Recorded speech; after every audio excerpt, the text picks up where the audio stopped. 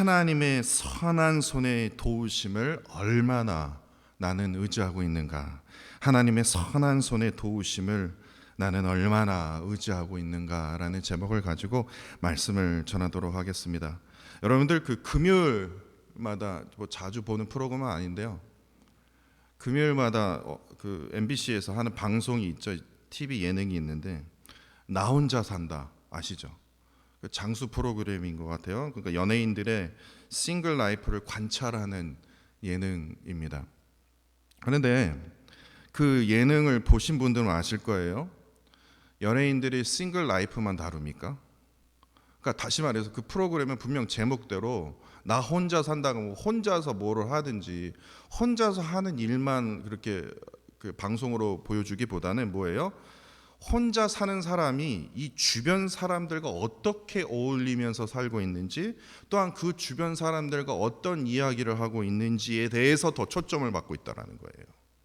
생각해보세요. 혼자서 늦게까지 자다가 일어나갖고 혼자서 혼밥하고 혼자서 TV 보다가 혼자 놀았다. 그거 뭐 방송에 그거 내보내기가 좀 그렇지 않겠습니까? 처음에는 재미있을 수 있어도 저 연예인은 저렇게 사네. 근데 그게 계속 반복되다 보면 재미없어요. 결국에는 그 끝은 어떻게 되냐? 주변 사람들과 어떻게 어울리고 어떠한 이야기를 나누고 어떠한 생활을 하게 되는지에 더 초점을 맞춰줬다는 거예요. 그러니까 이 프로그램에서 지금 전달하고자 하는 것은, 모르겠어요. 제가 PD랑 얘기를 안 해봐서 그렇지만 저는 그런 생각이 들더라고요. 그냥 단순히 혼자만의 일상보다는 사람들과의 뭐예요? 교류를 통해서 얻는 그 즐거움과 성장을 지금 강조하고 있다는 거예요. 혼자 사는 게 대박입니다가 아니라, 결국에 인간은요, 결론은 이러한 결론에 이르게 돼요. 인간은 혼자서는요 절대로 온전히 살 수 없다라는 메시지를 전하고 있다는 겁니다. 그런데요, 세상은 어떻습니까? 개인주의, 그냥 나만의 세상, 내가 판단하고 말하는 그 세상, 그 개인주의가 어떻게 돼요? 당연하다고 여겨지는 그런 세상이 살고 있다는 거예요. 다시 말해서 인간관계가 너무 복잡하다라는 거예요. 그냥 뭐 부부와 남편과 아내만 사는 게 아니지 않습니까? 막 부모도 챙겨야 되고 자식도 챙겨. 아이고 복잡해. 그냥 나 혼자 사는 게 편하지. 야, 혼자 사는 게 얼마나 편한데. 혼자 사는 삶이 주는 그 편안함을 뭐예요? 최고의 가치로 여기는 경향이 있다라는 거예요. 이와 관련돼서 저번 주에 제가 한 책을 읽었는데요. 일본에서요, 이 심리 분야의 1위를 차지했던 책이 있더라고요. 근데 제목이 조금 거칩니다. 나는 왜 저 인간이 싫을까? 이런 제목이에요. 한번 읽어보세요. 재밌어요. 나는 왜 저 인간이 싫을까? 막 제목이 눈에 확 들어오더라고요. 그 일본의 이 정신과 의사인 이 오카다 다카시가 쓴 책입니다. 근데 이 책에서요, 정말 이 책의 제목처럼 현대인들이요, 이 타인에게 느끼는 이 분노가 있지 않습니까? 타인에게 느끼는 때로는 혐오가 있지 않습니까? 근데 그것을 뭐라고 칭했냐면요, 인간 알레르기라고 표현했습니다. 한번 들어보셨습니까? 인간 알레르기. 저자는요, 이 인간 알레르기를 가진 사람의 특징에 대해서 이렇게 설명했습니다.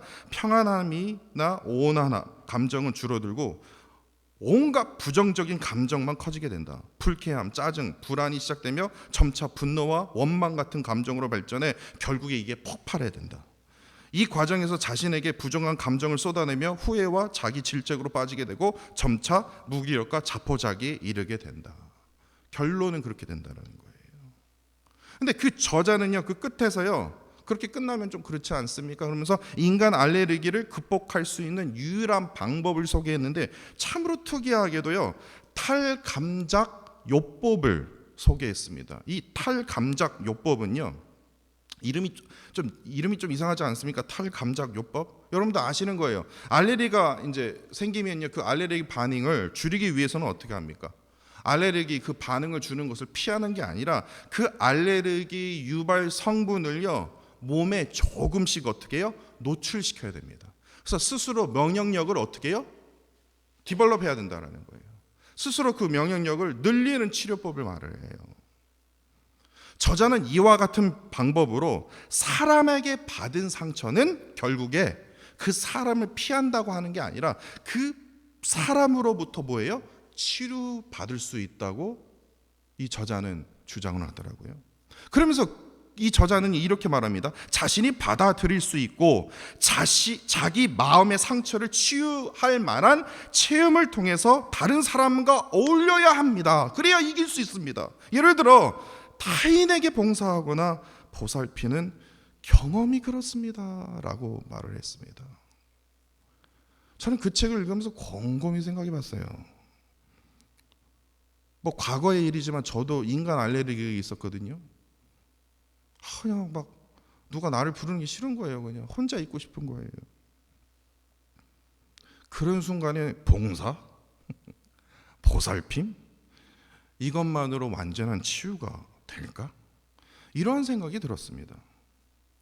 근데 제가 그것을 극복하고 나서 얻은 결론이 이거예요. 진정한 회복과 치유는요, 타인에게 봉사와 타인에게 보살핌 그것도 중요하죠. 그러나 서로의 마음을 열고 깊이 이해할 수 있는 진실한 관계 안에서 이루어진다라는 거예요. 그 진실한 관계란 그냥 피상적인 만남을 넘어서 그냥 감정과 경험을 나눌 수 있는 그 신뢰를 쌓는 그 관계를 의미한다라는 거예요. 이러한 진실한 관계 속에서 자신의 상처를 솔직하게 드러낼 수 있어야 된다라는 거예요. 솔직하게 표현할 수 있어야 된다라는 거예요. 그러면서 상대방으로 인해서 따뜻한 공감과 반응을 통해서 서로의 마음이 치료가 되어야 된다라는 거예요. 그러면 여러분들은 그렇게 물을 거예요. 누가 그걸 모르냐? 그런 사람이 누가 있냐? 내 남편도 나를 이해를 못하는데. 그렇기 때문에 현대 사회에서는 혼자가 그래서 편한 거다. 혼자 살아라. 그냥 이혼해 버려. 그냥 자식 그거 막 골치 막 끊어 버려. 이렇게 유혹하고 있다라는 거예요. 진짜 그래요. 혼자 사는 편안함 진짜 있어요. 참으로 매력적으로 느낄 수 있다라는 거예요. 그러나 진실한 관계 속에서 얻는 성장과 회복은 우리가 무시 못한다라는 거예요. 이거는 혼자만의 삶으로 결코 내가 채울 수 없는 것이기 때문에 그래요. 이거 엄청난 중요한 가치를 품고 있기 때문에 그래요. 그렇다면 여러분들은 저에게 이런 질문을 하실 겁니다. 도대체 누구와 진실한 관계를 맺어야만이 이 진정한 성장과 회복을 이룰 수 있을까요? 사실 이 질문은요, 오늘 본문 말씀을 보면서 제가 깨닫게 됐습니다. 오늘 본문은요, 혼자가 아니라 협력 관계가 중요하다. 이를 통해서 우리의 공동체가 성장과 회복을 이룰 수 있다라는 교훈을 보여주고 있어요. 그러니까 진정한 회복과 성장은 단순한 만남을 넘어서 서로의 역할과 책임을 존중하며 협력하는 이러한 진실한 관계를 이루어야 된다라는 그런 결론을 이루게 되는데, 한번 깊게 한번 살펴볼까요? 본문 15절 보시면요, 에스라는요, 바벨론에서 지금 올라온 족장들, 다시 말해서 2차 귀환자들을 맞이하게 됩니다. 그래서 그 2차 귀환자들과 함께 어디로 가요? 하나님의 성전이 지금 지어졌잖아요. 그래서 예루살렘에 있는 이 하나님의 성전을 향해서 지금 가게 되는 거예요. 바벨론에서 지금 하나님의 성전으로 예루살렘으로 가는 도중에 어디에 이르게 되냐면 아하와 강가, 어느 강가에 이르게 됩니다. 근데 그곳에서 이제 3일간 장막에서 머물게 되는데, 이때 에스라가 늦게 알게 돼요. 뭐를 알게 되냐면 레위 자손이요, 한 명도 포함되지 않았다는 충격적인 사실을 알게 됩니다. 왜 이게 충격적이냐? 레위 자손이 빠질 수도 있지 뭘 충격적이냐? 에스라는요, 율법의 학자로서 율법을 연구하고 실천하면서 결국에 내가 이제 다시 고향으로 돌아갈 때 예루살렘에 가서 내가 이스라엘 백성들에게 율례와 규례를 내가 가르치리라, 이러한 결심을 하고 있었어요. 그렇기 때문에 그의 귀환은 그냥 고향이 어떻게 생겼지? 우리 선조들이 생활했던 그 고향에서 내가 살아야지, 이게 아니라는 거예요. 그냥 단순한 귀향이 아니다라는 거예요. 뭐예요? 무슨 목적이요? 예배 회복이라는 거예요. 바벨론에서 파괴된 그 성전을 다시 짓게 되었다라는 거예요. 그 다시 지어진 그 수르바벨 성전을 통해서 뭐예요? 영적인 회복, 예배 회복을 일으켜야 되겠다. 내가 거기서 한몫을 해야 되겠다. 어떻게든 내가 섬겨보겠다. 그러한 중요한 목적을 가지고 뭐예요? 지금 페르시아에 살고 있는 거 다 포기하고 아닥사스다 왕의 그런 신임을 얻는 그런 포지션에서 뭐예요? 다 포기하고 뭐예요? 간 거예요. 오로지 예배 회복을 위해서요. 그런데 문제가 뭐냐면 왜 레위 자손이 빠진 게 왜 자신에게 엄청난 충격이었냐? 성전과 예배의 필수적인 역할을 맡은 그 레위 자손이 예루살렘 귀환에 참여하지 않았다는 사실은요, 아니 하나님 저 혼자 어떻게 해요 이거를요? 보조 역할 할 사람이 필요한데, 아니 레위 자손이 빠지면 하나님 저에게 그러한 꿈을 주셨고 그러한 목적을 주셨는데, 예배 회복이라는 그 거대한 그 꿈을 저에게 품어주셨는데, 아니 지금 귀한 자들 중에 지금 저와 함께하는 자가 한 명도 없네요. 이거예요. 그렇기 때문에 적지 않는 충격을 받았다라는 거예요. 그렇다면 여러분들 이게 궁금할 거예요. 왜 레위 자손이 예루살렘으로의 그 귀한 길에 함께하지 않았을까요? 오늘 본문에는 아무것도 안 써 있어요. 사실 전에도 말씀드렸지만 이 귀한 자들은요 모두가 바벨론에서 태어났습니다. 예루살렘에 가본 적도 없어요. 그냥 부모로부터 들었던 거예요. 예루살렘이 그랬다. 그냥 딱 2세들이에요. 2세 3세들이에요. 그래서 이들은요 각자가 바벨론에서요 이제 페르시아로 넘어갔지만 페르시아에서 뭐예요? 안정된 생활을 하고 있었어요. 직장 생활하고 있었다라는 거예요. 그런데 갑자기 예루살렘으로의 그 귀환을 위해서 안정된 생활 다 포기하고요, 잡 다 떠나고 다시 고향으로 가겠다라는 거예요. 여러분도 한번 생각해 보세요. 지금 여기서 직장 생활 열심히 잘하고 있는데, 집도 있고 차도 있고 다 있는데, 우리 자녀들도 여기서 다 학교 다니고 다 하는데 갑자기 떠나서 아버지가 나는 예배 회복을 위해서 내가 한국으로 돌아가겠다. 그러면 아내부터 막 말리겠죠. 뭔 소리냐. 근데 가겠다라는 거예요. 그렇기 때문에 얼마나 큰 결단이 필요했는지 한번 생각을 해보세요.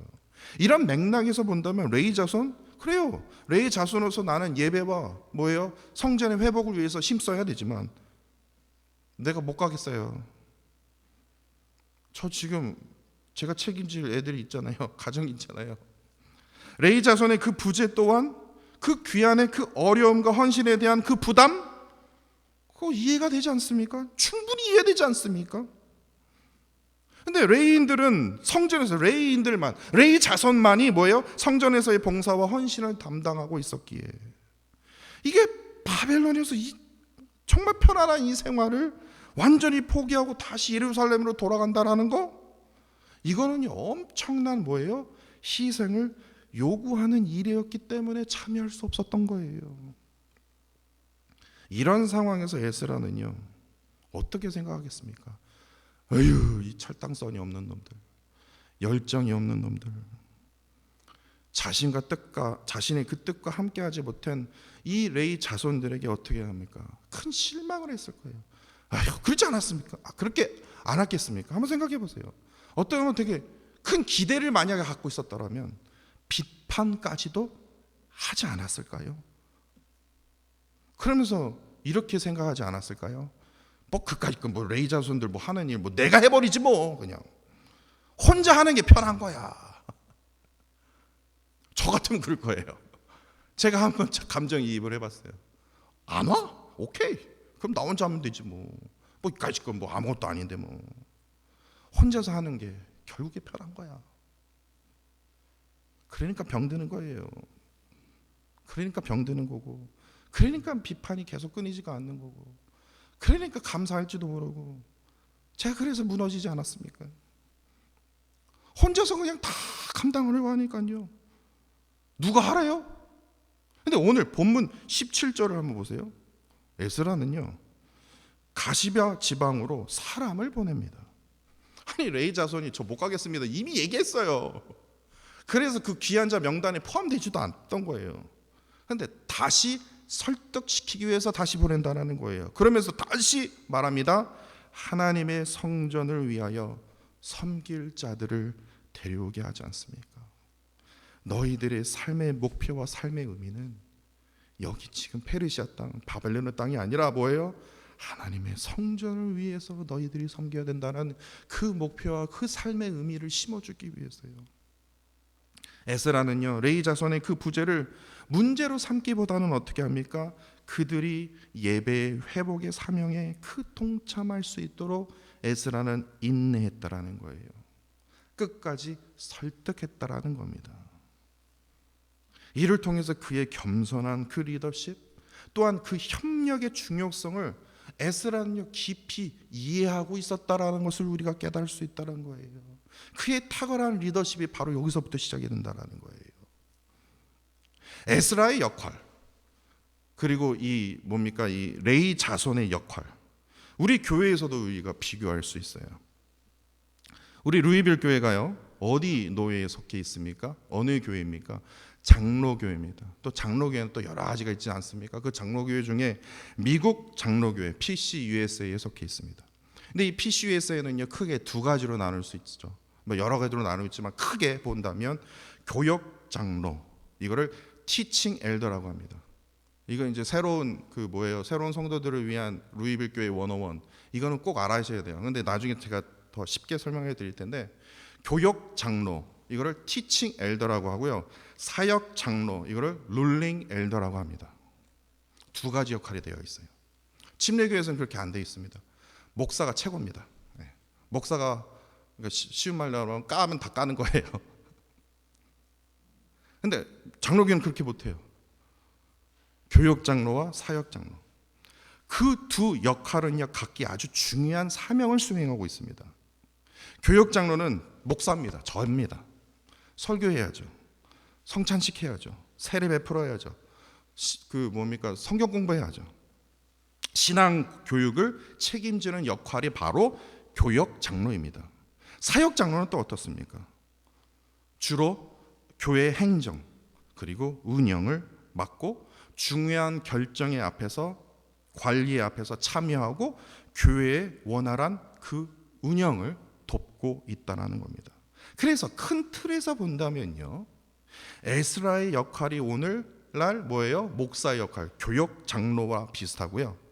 레위 자손의 역할이 바로 사역 장로와 유사하다고 할 수 있다는 거예요. 그런데요, 오늘 본문에서 우리가 깨닫게 되는 것이, 에스라는요 레위 자손의 역할을 침범하지 않았다는 겁니다. 목사가 딱 보니까 장로가 잘 못해요, 안 해요.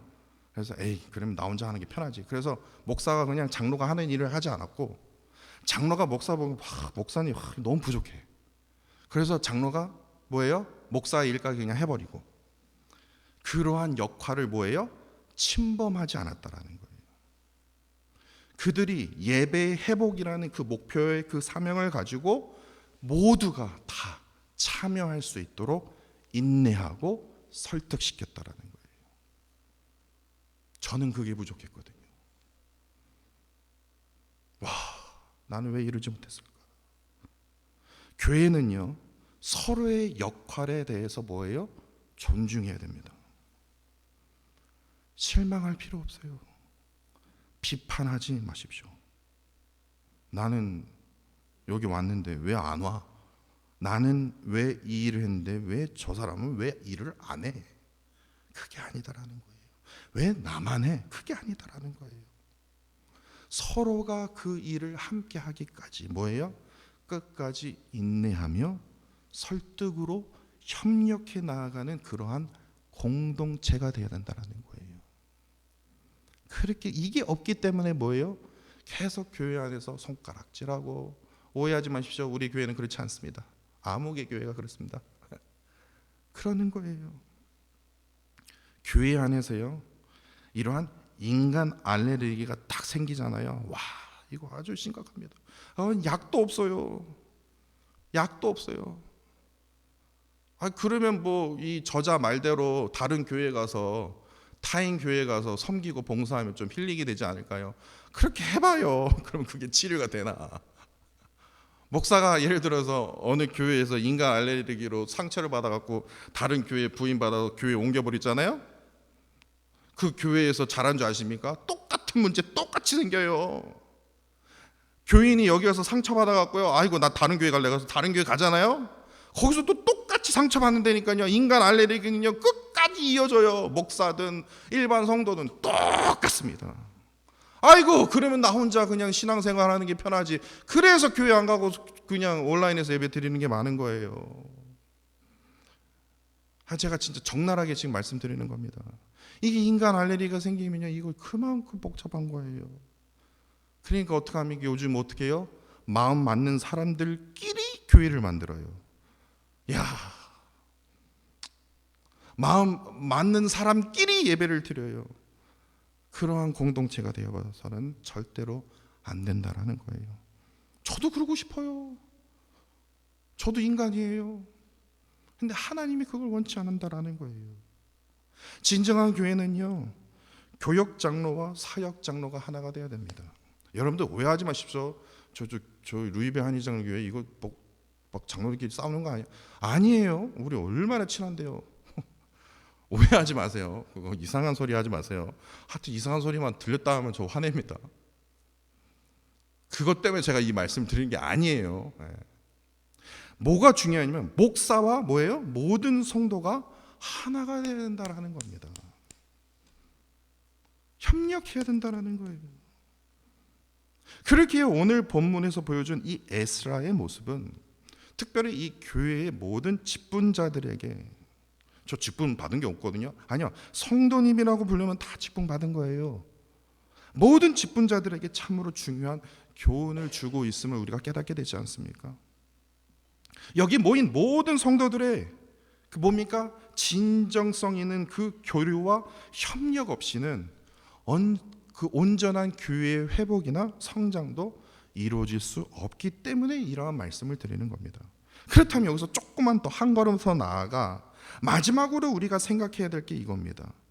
에스라는 어떻게 해서 레위 자손의 그 마음, 처음에 노했잖아요. 저 참여 안 하겠습니다. 저 그냥 여기서 편안하게 살겠습니다. 참여 안 했거든요.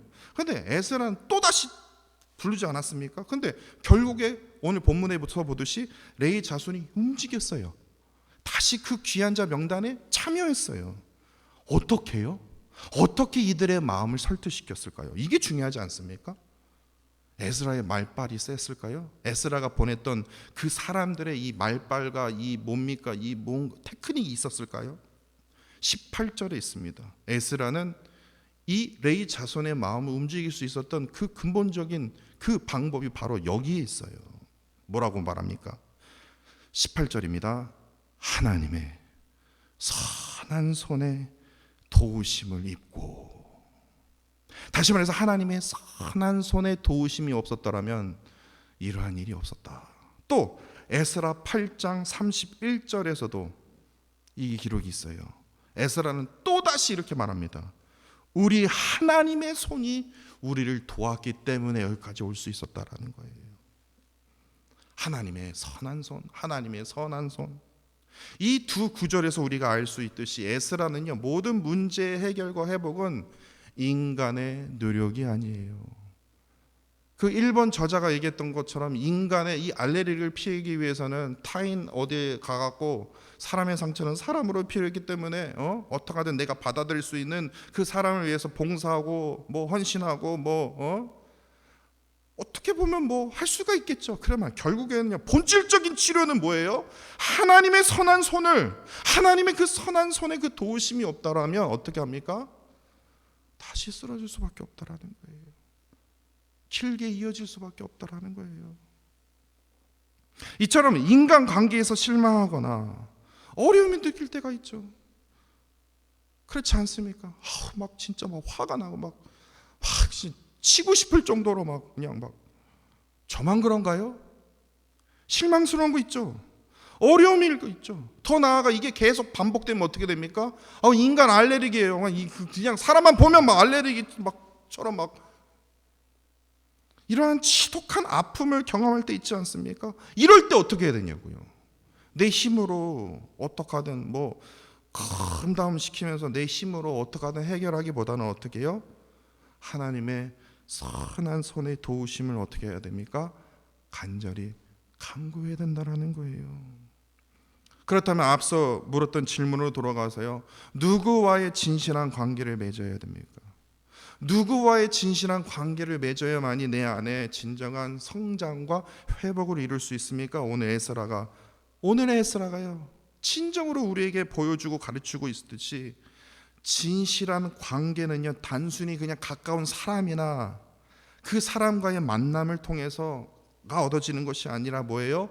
제일 먼저 하나님과의 깊은 영적 관계를 통해서 시작돼야 됨을 우리가 깨닫게 되지 않습니까? 하나님과의 관계가 회복되어질 때 하나님께서는 우리에게 필요한 사람과 우리에게 정말 힐링을 주는 그러한 환경을 하나님의 손으로, 하나님의 선한 손으로 우리를 도우신다라는 겁니다. 저는 이러한 하나님의 손이 없었더라면 저는 이 자리에 다시 설 수 없었을 거예요. 인간 알레르기라는 고약한 질병으로 인해서 아마 집 안에서 그냥 게임에 미쳐 있거나 스포츠에 미쳐 있거나 아니면 술에 미쳐 있었겠죠. 하나님의 선한 손이 그만큼 중요하다라는 겁니다. 하나님의 선한 손이요. 오늘 그거를 더 많이 느끼는 오늘 주일인 것 같아요. 다 각자 바쁘시지만 못 나온다고 저에게 텍스트를 주셨지만 하나님의 선한 소리, 오늘 여기 자리에 함께하지 못한 모든 성도들에게도 함께하기를 간절히 원합니다. 그러한 하나님의 선한 손으로 진정한 치유와 성장을 경험하게 된다는 거예요. 그렇다면 마지막 결론입니다. 오늘 본문 말씀을 통해서 우리에게 주어진 아주 중요한 과제가 있습니다. 그것이 무엇입니까? 짧은 시간이라도요, 마음의 문을 열고요, 하나님께 기도하는 시간을 가지십시오. 무릎 꿇고 손을 이렇게 해서 기도하라는 얘기가 아닙니다. 그러면 더 좋고요, 내가 길을 걸어가든 운동을 하든 화장실에 앉아 있든 하나님 그것만 하세요. 기도할 줄 모르면요, 하나님 내 마음 아시죠? 하나님, 지금 제가 인간 알레르기 때문에 좀 미치고 파닥파닥 뛰겠어요. 진짜 혼자 있고 싶고 저 그냥 혼자 있는 게 너무 편안한 그런 느낌이 너무 많이 드는데 그러한 편안함과 고립이 주는 그 유혹에 빠지지 않게 해주세요. 주님께서 주변에 누군가 나의 진심 어린 그 마음을 이해해 줄 수 있는, 대화할 수 있는 그러한 환경을 만들어 주세요. 기도하십시오. 하나님께서는 그렇게 해결해 주실 거라고 저는 믿습니다. 내 삶의 진정한 선장과 행복은요, 하나님과의 뭐예요? 진실한 관계 속에서 시작됩니다. 이게 오늘 본문의 메시지입니다.